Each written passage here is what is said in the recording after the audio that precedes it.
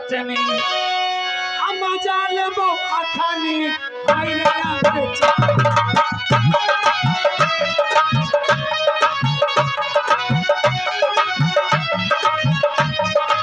मजा लेबो अखनी मजा लेबो अखनी हाय रे आम के चटनी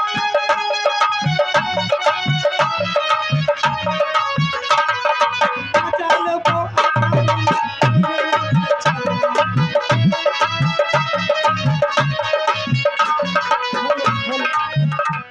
पर चोर का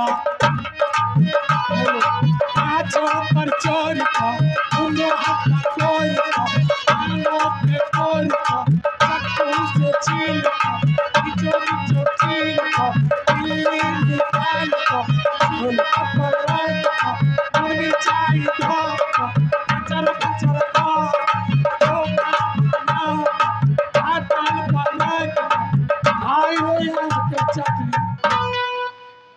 हाय रे आम के चटनी आ तोरा चाट लेबो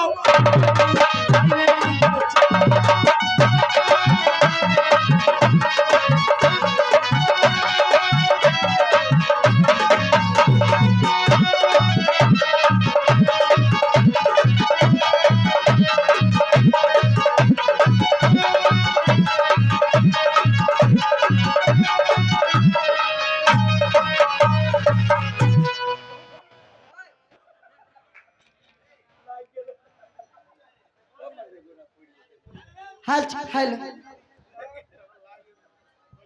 अब घर मोरा लगइए दीदिसा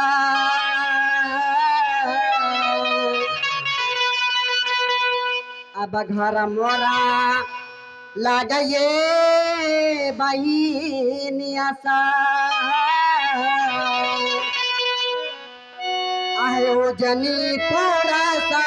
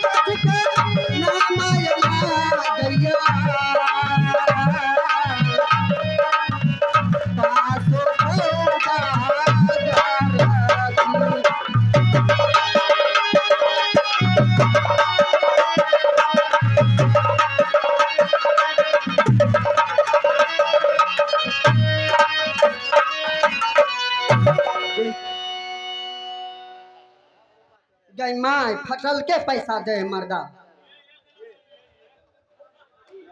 बताओ फटल का दे हाँ चल जे आप लोग सामने इस सीन पर खुश कर ए भैया जी की तरफ से 51 पुरस्कार दिए हमारी पार्टी की तरफ से बहुत नमस्कार है।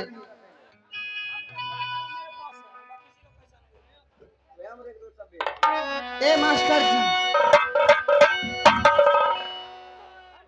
अब दहिया के अब नामाए दीदिसा